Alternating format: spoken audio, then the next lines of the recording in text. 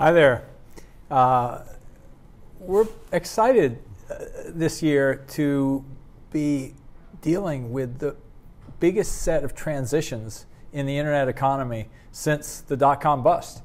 In fact, it's way bigger than the dot-com bust. That was the shift from the banner ad era and the failures of too much money chasing too few business models, to the search era, to Web 2.0 as we defined it as the design of applications that harness the intelligence of their users.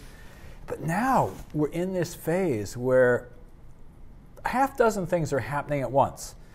We have the shift from the web as something that you experience on a PC or a laptop to the web as something that you experience walking around on your mobile phone. So we have the shift from the web era per se to the mobile era. The mobile era is not just advertising driven. We have this new app economy. We have new dimensions with social technologies. We also have this really interesting shift that happens. There's kind of an innovation cycle. And in the beginning of the innovation cycle, nobody knows where the money is coming from. So they're all just having a great time and they're trying to build cool stuff. And after a while, companies figure out where the money is. And they grow happily because the market is exploding. And then things start to settle down, and the only way you grow is by taking share from someone else. And we're starting to hit that place in the internet economy where companies are focused really less on inventing the future and more sometimes on what they're going to take away from the competition. And that's why we decided to frame this year's program for the Web 2 Summit around the idea of points of control. There's a set of companies who are each trying to figure out what's going to give them competitive advantage against all the other players in the industry. And there are some really, really powerful strategies in play, strategies that are going to affect every developer, every entrepreneur. And you need to figure out whose strategy is going to help you, whose strategy is going to hurt you, and who are the players with whom you can ally to achieve your objectives. So to kind of illustrate and explore this topic, John put together this absolutely fabulous, fanciful map. In the spirit of Tolkien, or trying to lay out who some of the players are and how they might interact. And John's going to talk us through the map, and then we'll come back to the program. Yeah. Thanks, Tim. So I think there's an image of the map up on the webcast. You can take a look at that, or you can open up the map at map.web2summit.com. There's a number of cool interactive features, and actually I think we have a contest going on right now for the most interesting comment and the most interesting acquisition suggestion. So if you go to the map and put those in, you might win a pass to this year's summit. And as we'll get to in the program part of this discussion, it's a pretty amazing event this year. But let me give you a little context for the map and how we framed it. The map starts at the top and has this sort of narrative that goes down from the top. So at the very top is this area that we call the clouds of infrastructure. And this is one of those shifts that's occurred and is a major point of control now. A lot of large players and innovative startups trying to figure out how to control the cloud. And you can see the players at the top level of the map that are major players in the cloud, including Google, Apple, Amazon, and others. From the cloud, where a lot of the process... Don't forget Microsoft. Microsoft, absolutely. They are the cloud. VMware. VMware. Yeah. There are so many of them. Actually, there are two levels of detail on the map. The top level is when you come to the map, you see the top level. But this is built on top of the Google Map API, so you can actually zoom in and see more companies appear in more detail, which is kind of cool. From the cloud, where you have the storage and the processing and the services, you go across these, what we're calling the oceans of OS and UI. This is the way we interact with the services of the cloud onto this platform plateau, which is the devices that you use that have the OS on top of them that access the cloud, right? So you can see how this story is developing. And if you look at that plateau of platforms, you see handset planes, which is all the handset players. You see here be tablets, which is where the tablet players are. And then, of course, your traditional PCs and laptops. But the action really seems to be this year in mobile and tablets and in handsets and so on. And then as you cross the next body of water, you get to sort of these two large continents, which are the services that are provided by a lot of different players. Many of these services live, of course, in the cloud. We want to express them as land masses because these are where a lot of the companies that will be represented at Web 2 this year are sort of have their incumbencies. So, for example, on the left you have this sort of social activity and identity continent, and on the right you've got this continent of search and content, media access, and e-commerce. And these sort of clump together, these two groups, and you can see the incumbents. For example, in the land of search, Google has roughly 60 to 70% of that land mass, which is about equivalent to their market share. Over in e-commerce, you can see that it's at this level of abstraction, really owned by Amazon and eBay. Over on the other side, in the continent of social, you see Facebook with its large share in social networking, and then social activity streams. You've got Twitter over there, and then there's the location basin, which was a name we got from one of the commentators on the early version of the map, so thank you for that. You can see all the players in location-based services, Foursquare, Google, Twitter, Facebook. And then moving down from there, you cross another body of water, which I think we have a little joke in there called the Straits of Neutrality. And you see the subcontinent of advertising, which, as Tim pointed out, has been the main economic sort of oxygen in the internet economy, and is sort of the firmament holding up the current services. This is shifting.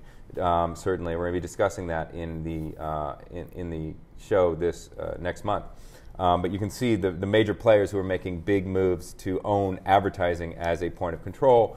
Certainly Google, Yahoo, AOL, Microsoft. But if you go one level of abstraction, you'll see that Facebook's making a big play there, Twitter is making a big play there, and there are a lot of other smaller companies that are making plays into this space. Over to the right, we have Enterprise Island. This could be its own map completely, and probably should be. As a matter of fact, every one of these territories could be turned into a complete map. But Enterprise is a very important part of the conversation between the Web 2 Summit program and a whole other ecosystem. And the two ecosystems really do talk to each other, consumer and B2B, and inform each other, particularly, I think, as we move forward into this new world. A lot of the structured data approaches that have been taken by Enterprise are going to start to inform consumer. So we wanted to make sure that was represented. And if you look at the map as a whole, you can start to play with it. If you put it into territory mode or movements, you can see how companies are moving into other territories from their base of incumbency. For example, Google moving into gaming, Google moving into social networking, into advertising, into the cloud, from search. Into mobile phones. Into mobile phones. Google sort of moves into everything. It's a sort of Napoleonic point of view of Google in the territory mode, the movement mode. And then if you go into acquisition mode, you can see suggestions of who these companies should buy or who they should be bought by. And that's a fun mode as well. So play around with the map, have fun with it. It was really our way of framing the conversation of the program itself. Yeah, I'd like to talk a little bit more about this idea of points of control. In some ways, this map idea was inspired by memories of what Rudyard Kipling called the Great Game. This was in the late Victorian era. There was this battle between Russia and England for control of access to India, through what's now Afghanistan and all the stands. Good thing that's all worked out. Yeah, exactly. And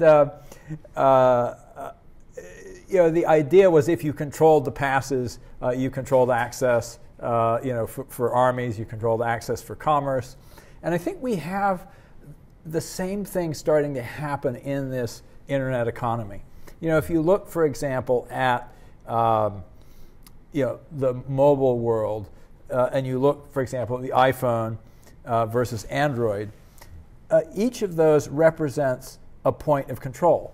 And we've seen this play out in the battle between Google and Apple. No, we're not going to have your applications on the iPhone, Google, because that's our platform. And of course, Google, one of the reasons why they did Android was that they foresaw that as a potential problem. And so they took a strategic step in the Great Game to say we have to have an open handset platform that's available from lots of carriers because otherwise we could get shut out of the mobile ecosystem. And we're afraid of that. We're afraid that it'll be owned by Apple or Microsoft or someone else, and we won't have the kind of internet that we had that made us so successful. So that's the kind of strategy that companies are engaged in.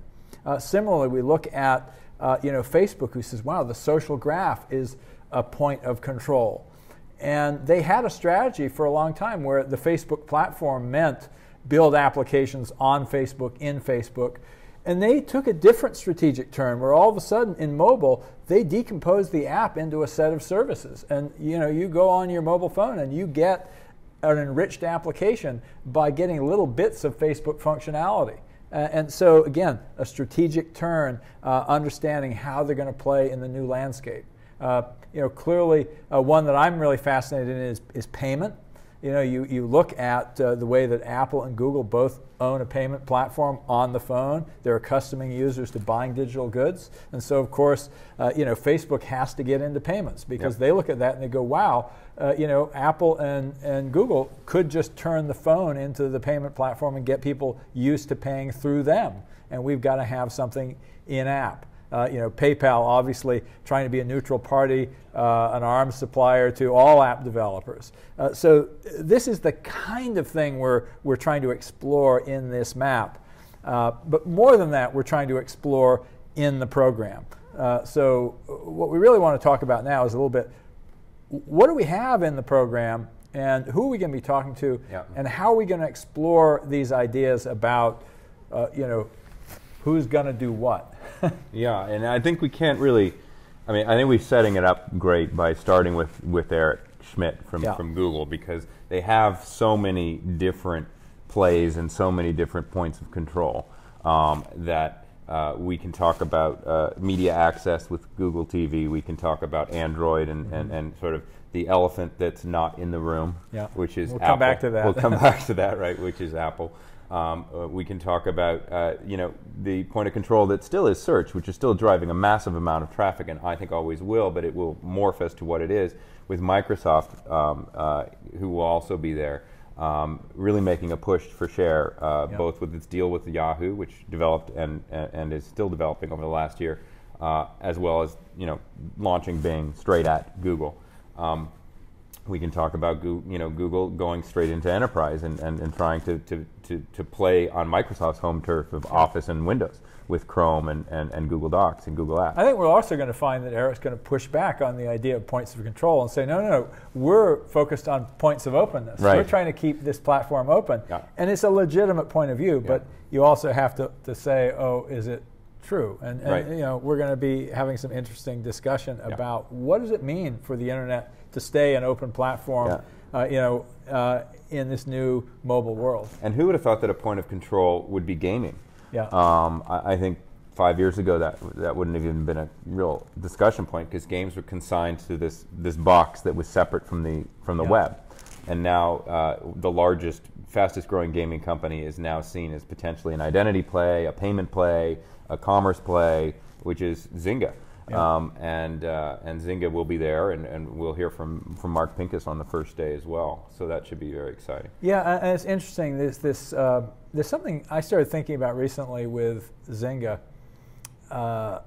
Is that we're building this new economy of consumption of new kinds of virtual goods. First it was goods that were pretty familiar. We had music and movies and books, and then it was sort of apps, which were sort of this new category coming along. And now it's virtual tractors.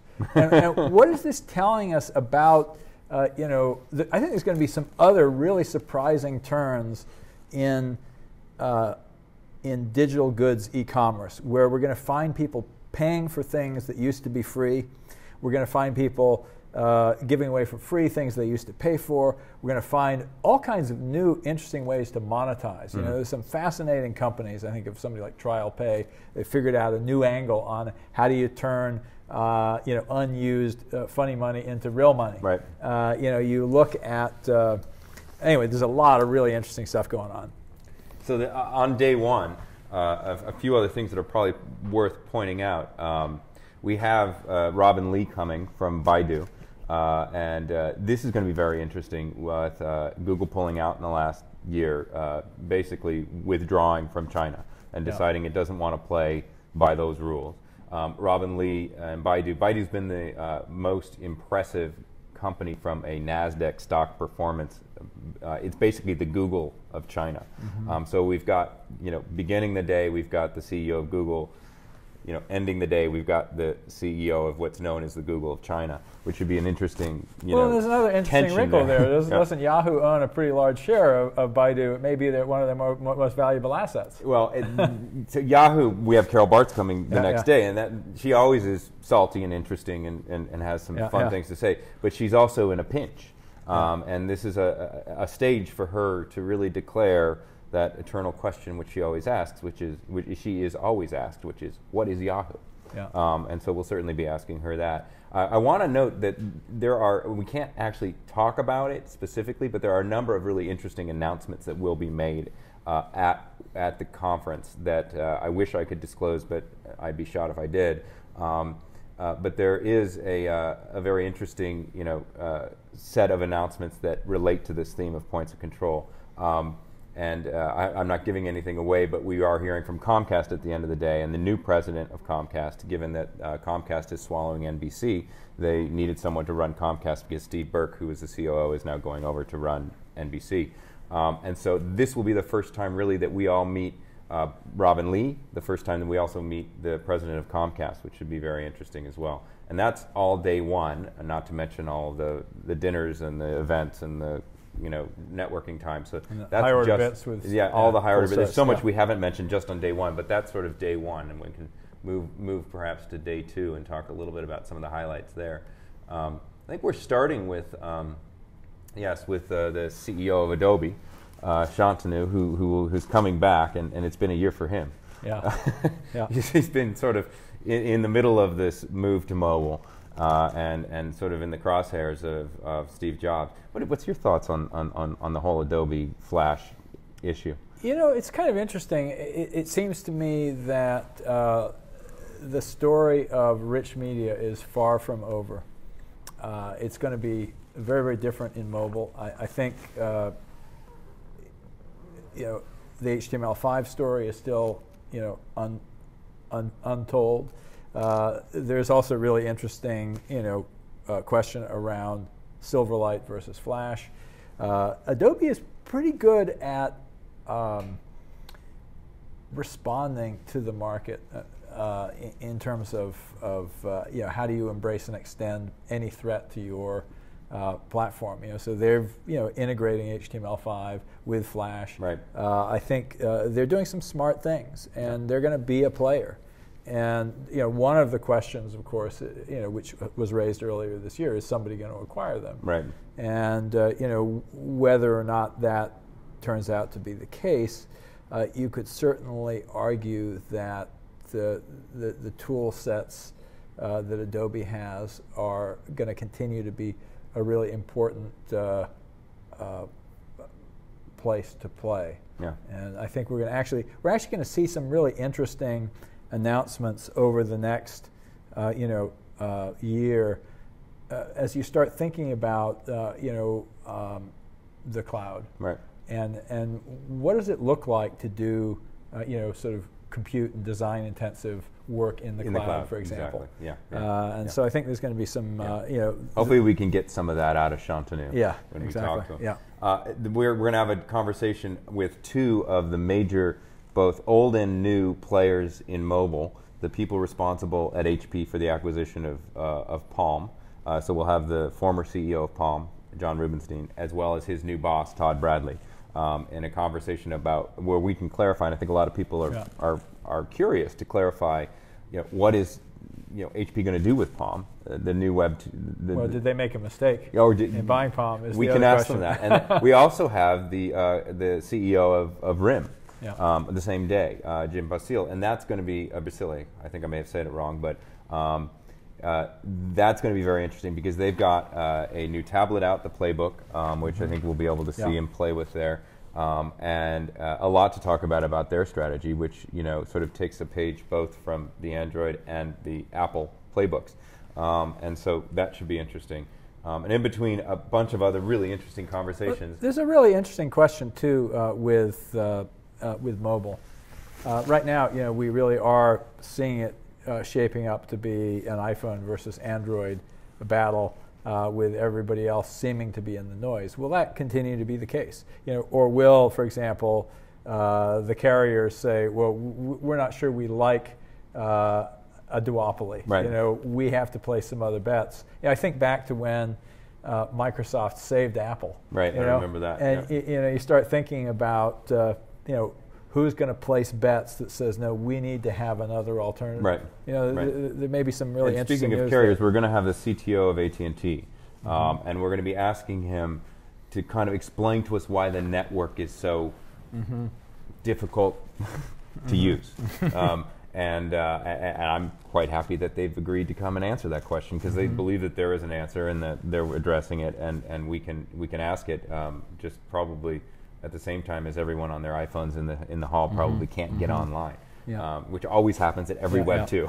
So we'll see. And then we're ending the day, a lot of other conversations, incredibly, sort of a historic one with Fred Wilson and John Doerr, sort of the East and the West Coast, titans of venture capital, the sort of I wouldn't call John Doerr the grandfather, but he certainly stands for a long tradition of traditional VC, Sandhill VC, and Fred Wilson sort of the upstart, the New York upstart, with the hot hand. With the hot hand, exactly, with Foursquare and Twitter, and so to have them together in a conversation, I think is going to be really, really great. Yeah. And then we're ending the day with Mark Zuckerberg, and then Tim and I are going to be interviewing him together. Yeah. And I think that's going to be really interesting. Yeah, I think Mark has gotten a fair amount of heat for some of his onstage interviews where people have tried to make him uncomfortable. Yeah. One of the things I like about Mark, he's a real thinker. He is, in fact, he has a really big idea that he really cares about.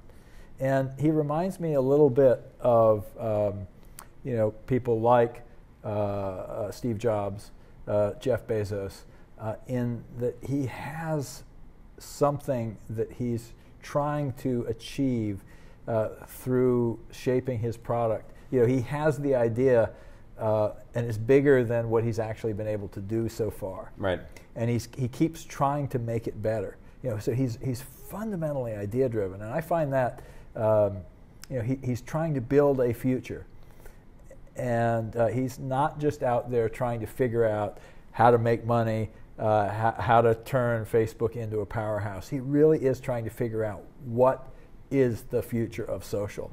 And that's one of the reasons why Facebook is one of the most interesting companies around. They're trying to solve a real hard problem. Yeah, absolutely. So that should be a great conversation, a very good way to end day 2. And that's just day 2. We still have a full day after that. In the morning, we are doing workshops, which are concurrent, and then we're gathering together at around 10:30 to start again.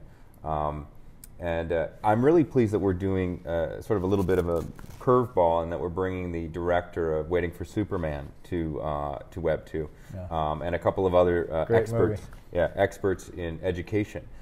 This is one of those sort of core issues which informs our entire industry, but we don't think about very much. And I think people will be, surprised and stimulated by this conversation, which I'm very much looking forward to. Well, I think one of the things that we really have to think about is if this technology is really important, it should be able to help us solve hard problems. Right. It shouldn't just be for us to amuse ourselves with. Right. And I think there is something really powerful in the internet that we can start to apply to problems like education, healthcare, and so on. And the future of so much of the way the world does business is going to be influenced by the way the internet does business.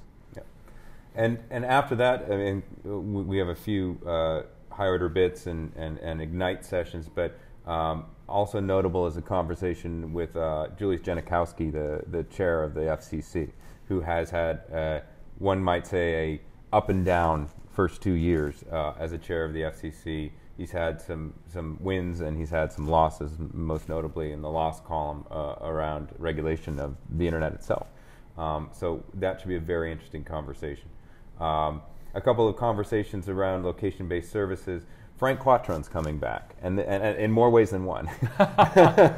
and so for those of you who might be too young to remember, Frank was the baron of investment banking in the sort of Web 1.0 era. He had something of a fall from grace. He was cleared of all charges, but he is now rebuilding a new approach to banking. So that should be an interesting conversation to hear how that's going. He's been really in the thick of almost every one of these big deals recently, like the HP Palm deal, for example. So that should be quite interesting.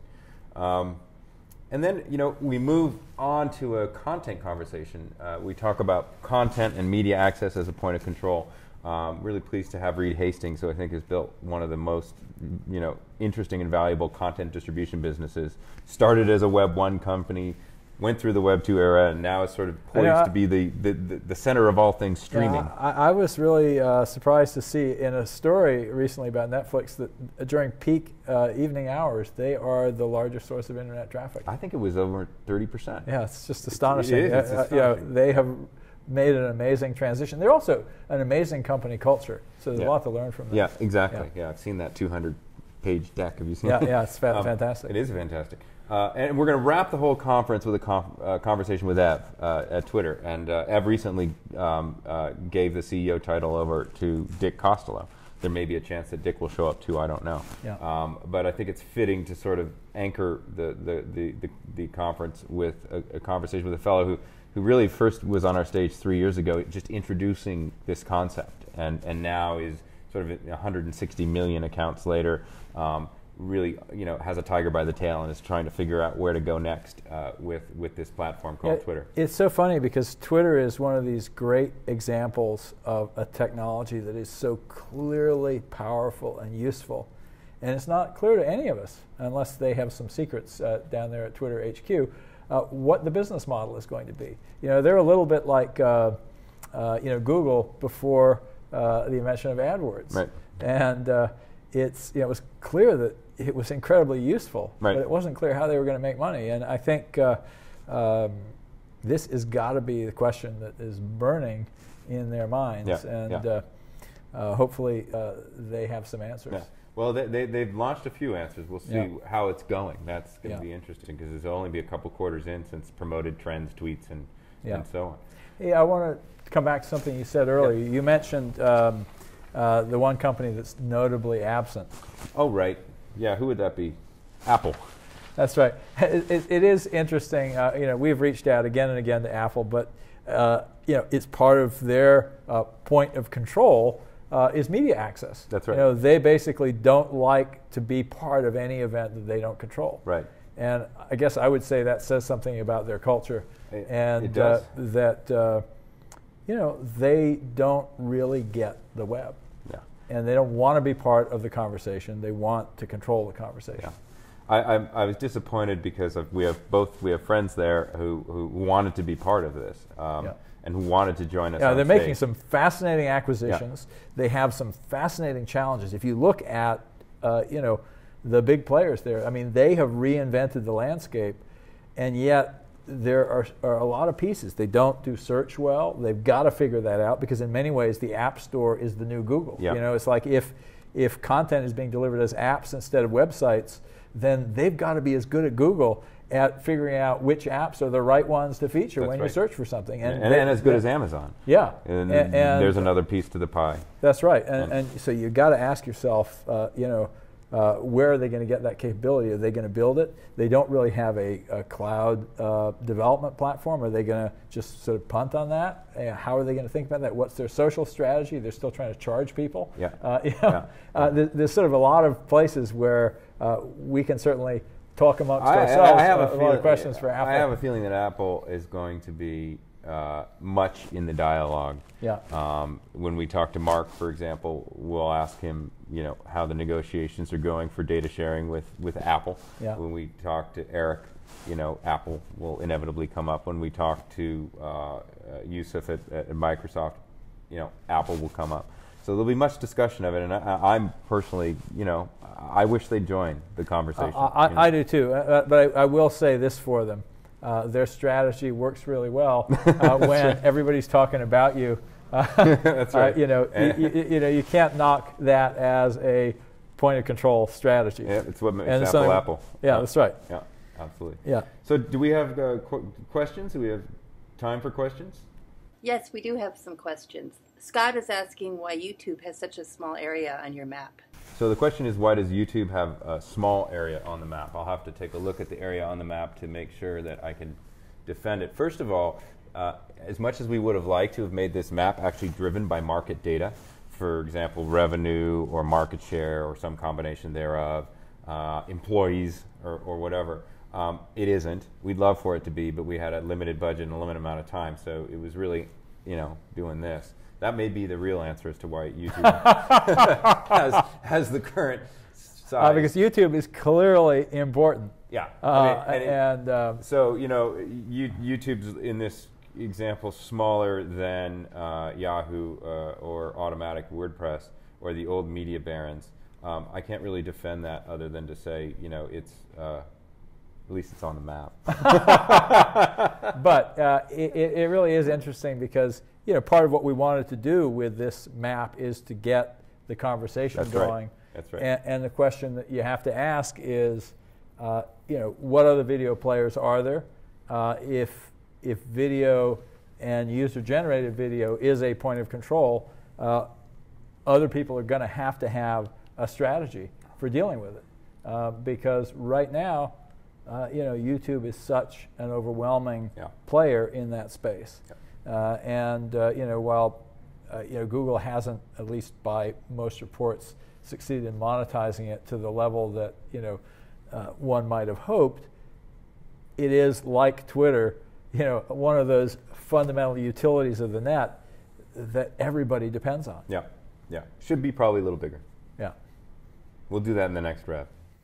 Yes, Scott is asking if Microsoft's opening up initiatives is in strong contrast with Apple's closed initiatives. It seems to me, when you think about the idea of Microsoft being positioned as an open player, some people, the cynics, will say this is, a cynical move. I don't think it is. I think it is exactly the position that Microsoft needs to take, because they are coming now into this world as an underdog. And one of the strategies that works for an underdog is to partner, to find allies. And it's pretty clear that Microsoft is thinking that way. You look at their deal with Apple. You look at, I think we'll be hearing other partnerships coming out with Microsoft, because they no longer are the company that's sitting atop the heap that gets to dictate. Right. And what's more, there are a lot of companies that are now more afraid of Apple and more afraid of Google than they are of Microsoft. I found Ray Ozzy's leaving very interesting, and I know you know him well. And that letter that he wrote was part very, very direct and part intensely opaque. Yeah. What did you take away from that in terms of Microsoft's strategy? Well, I think there are a couple of axes in Microsoft's strategy. And it's easy to focus, for example, on the consumer internet and to look at some of the things that Microsoft is doing and say they don't make any sense. They're not really the strongest play for the consumer internet. But then you have to realize that actually Microsoft makes most of its money in the enterprise. And then you so say, well, how does their strategy affect enterprise developers? And I have a feeling that there's a tension in Microsoft from the people who are looking for continuity for enterprise developers and people like Ray who were looking for a more aggressively internet native approach to the cloud. And it's easy for us to sort of dismiss and say, oh, they made the wrong move because they didn't embrace the future boldly enough and so on.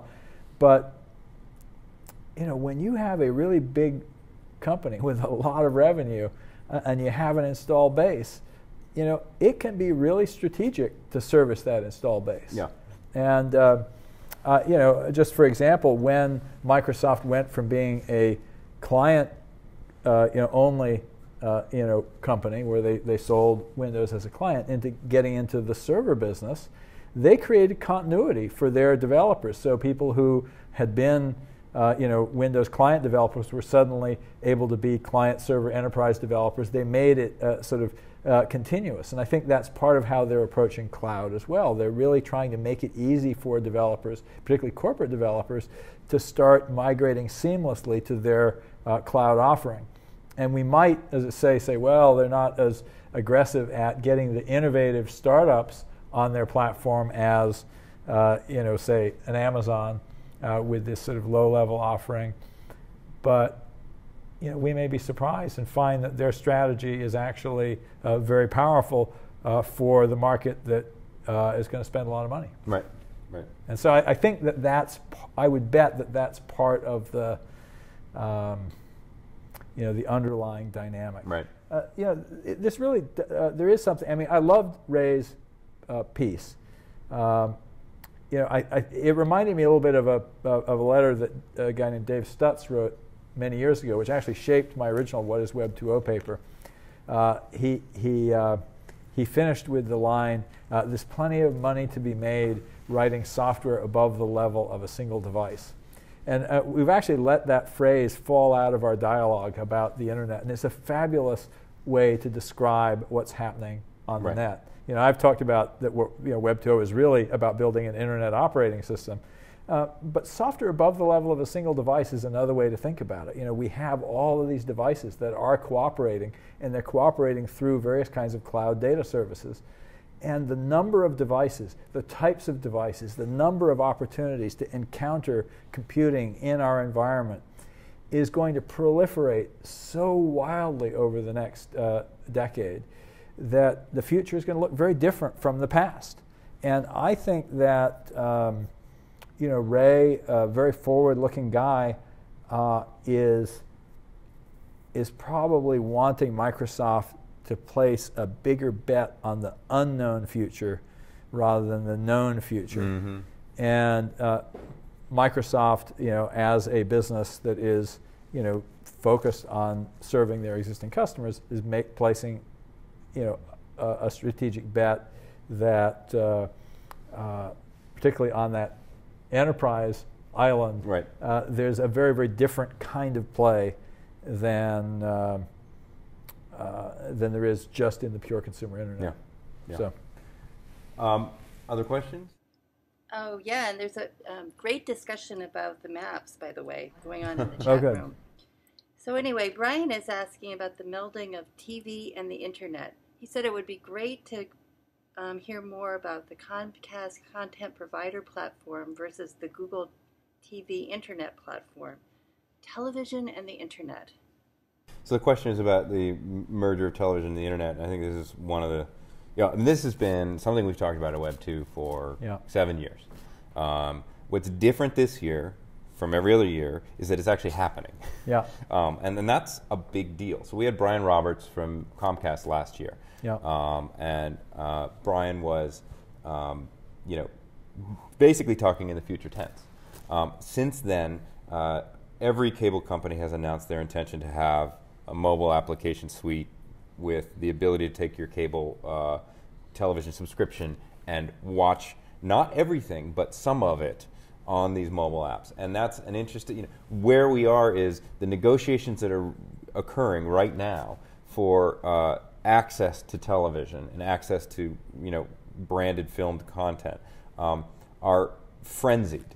And Google TV is probably the best example of that right now. But I would say that this may be one of those areas where the future surprises the entrenched players, because of course they're all thinking, well, it's Google TV versus Apple TV versus whomever, and we're going to make these licensing deals.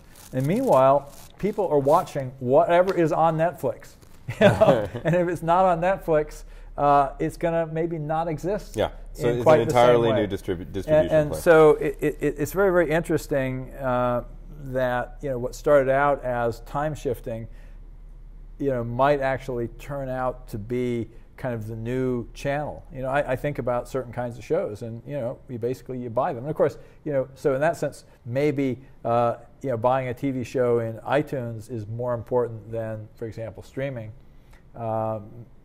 It's hard to say. The future unfolds unexpectedly. I think it's going back to a war metaphor. They say no strategy survives the onset of battle. Right.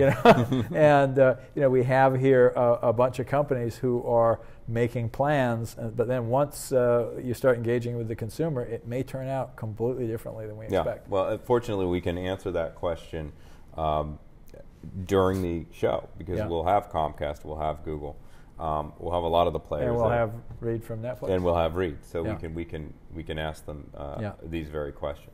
Should we have another? Josh is commenting. I'm not really sure what he means here, but something like there's some services like Twitter that are floated by industry leaders. He also wants to know if there are some services that are too important to fail. I'm not sure I understand the first part about the industry leaders. Are there services that are too important to fail? Yeah, right now the DNS. Yeah, the one that doesn't have a CEO that you can come and talk about. Yeah.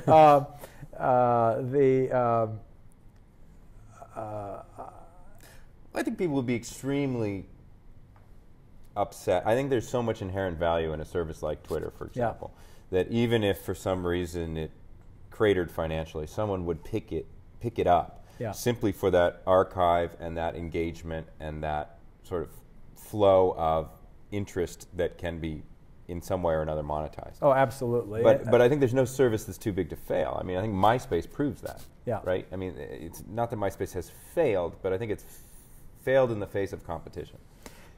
Right, but I mean, Twitter is fundamentally different from just another site. Right. Unless something comes along that actually replaces it, it really has become a fundamental information utility. It's kind of like, what I'm surprised in some sense is that there has not been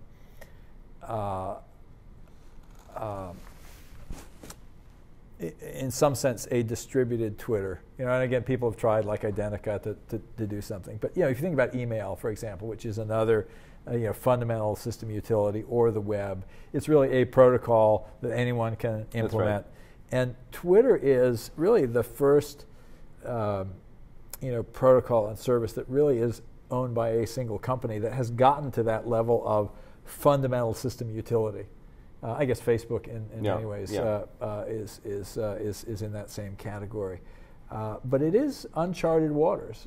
And I think you have to say, in any future scenario, if Twitter does not come up with a successful business model that funds them, without them having to keep going back to the well for more VC, they will be acquired by someone. Right. And they will be acquired by someone as one of these incredibly strategic points of control. That's right. And there will be a very high price paid for them, even if they don't know how to make a dime. That's right. That's right. Yeah, I think search is probably another one that's just sort of a fundamental service that whether or not Google maintains 65% share.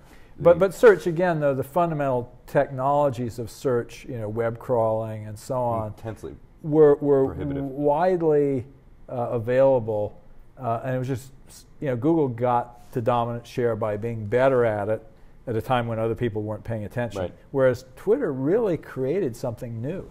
And I also think, the other thing that's so interesting about Twitter, the Twitter, handle, the @name, is the first new namespace, on the internet since the URL, and it's really pretty powerful. There's email addresses, there's URLs, and there's Twitter handles. And I go, wow, what an asset! And it's going to be really interesting to think how that handle starts to be used in new ways. Yeah. Dell wanted to know, what about privacy, geolocation, and convenience? He'd like to know which is going to dominate. That's a great question. The question was about privacy in an era of geolocation and the convenience of various kinds of mobile services that tell people where you are. My fundamental belief is that our current approach to privacy is doomed to fail. It's like the Maginot Line in France trying to keep out the Germans. They just went around it. And the reason is, there are really two reasons. One is that consumers will make the trade-off to give up their privacy for convenience and services. And this isn't just explicitly giving up your privacy. And for example, he's saying, oh, I'm going to check in with Foursquare. People say, oh, I would never check in with Foursquare. Or I would, like for myself, I go, I don't check in with Foursquare when I'm at home. But I will tell you that both Google and AT&T know where I live. I guarantee it. Because they can look at the data that I'm leaking. And the fact is that we are leaking so much data as we just go about our lives that it's nearly impossible to hide who we are. You look at an EFF project like Panopticlick. It just basically, you basically go to the site and it tells you how unique you are. And you go, yeah, we can identify your browser uniquely without cookies because here's all the data that is being leaked from your computer. It's pretty eye-opening. Now, of course, they have only up to a couple of million people have visited it. I don't know if it would scale to 100 million. But I go, if I'm unique out of right now, I think last time I checked, I was unique out of 1.3 or 1.4 million visitors. Well, I go, okay, well, even if it's in 1 in 100, I go, wow, that's narrowing me down pretty well without any cookies, without any tracking. And you see this, anybody who understands anonymization knows how hard it is as we start generating more and more data. And this is going to accelerate as we have more mobile devices and we generate patterns. And on the other hand, we have this amazing potential in the future to start using the devices to do actually multi-factor authentication. I had this amazing conversation with some people recently about WebFinger, and it struck me suddenly that a lot of the thinking about authentication today is still driven by a mindset where people type things. Yep. As opposed to where your device just recognizes you. There was a story recently about how your phone can do gait detection. Go, hey, John, you're not carrying your phone right now. That's somebody else because it's not walking like you. It doesn't sound like you. Right. Your phone has all these sensors. And when are we going to start saying, oh yeah, we could actually take all that and then use that as the basis for much stronger security? There's some really interesting innovation that's waiting to happen. I think we haven't, as a society, had the conversation nor set the contract of what it means to be a citizen in a world where so much is knowable. I think we assume that somehow it's sort of dark and wrong that so much can be known. But I think that's mainly because we haven't set the contract as we have over many centuries. We keep changing our contract to how we present ourselves to each other, and I think that conversation is ongoing. Right, and I think that's really the big shift that has to happen. Rather than trying to keep people from having certain kinds of data, we need to regulate how it's used, what is misuse. Just as a good example, we all have locks on our houses and windows that can easily be broken. It's not, our homes are not very secure. But we don't think that people are going to be breaking in every time we turn around. And it's a criminal act if somebody does it. And I think we do have to have an idea of what that social contract is going to look like in an era when so much can be known. Right. That'll be definitely one of the things we talked to Julius about, and Mark, and Eric, and a lot of others. Sure. Other questions? Yes, Richard is asking, why is Apple seen as closed and HTML is seen as open? Flash is proprietary, but it's seen as open. And he also wondered why you weren't mentioning Bing. Bing? Oh, we did mention Bing. Microsoft. We actually did talk about them growing their share. So actually, the first question was, why is Apple seen as closed versus Adobe, for example, even though Flash is proprietary and closed? For me, I think the big answer is if somebody has a single point of control that isn't that threatening, it's okay for them to be closed. When somebody has a whole lot of weapons, you get scared of them. And so in some sense, Apple is just too pervasive. They control the handset, they control the app store, they control a whole ecosystem around their platform. Adobe doesn't really have that much control over the web. They are, so I guess that would be my answer. Yeah, I concur with that. Yeah. Okay, a couple people have asked this. What about the FCC and net neutrality? They want to know, is it happening or not? So FCC and net neutrality, is it happening or not? Well, we actually, there's another sort of company not in the room, and that's Verizon. Yeah. We did invite Verizon. Verizon almost came, and then at the last minute declined. We will have the FCC. We will have Google. Google and Verizon had an announcement earlier this year that caused a lot of discussion around net neutrality. We're basically nowhere in terms of that moving or being set as official regulatory policy. It is a set of guidelines right now. But the reason we're nowhere is there's an awful lot of discussion about what the appropriate tack is to take, and I don't expect anything to move. Well, I think it's also a really, really interesting point of discussion. It was clear that Google and Verizon thought it was better for the FCC not to rule on the subject. That there was more wiggle room if they derailed that process. Yeah. And that's kind of interesting because they haven't actually come to a conclusion.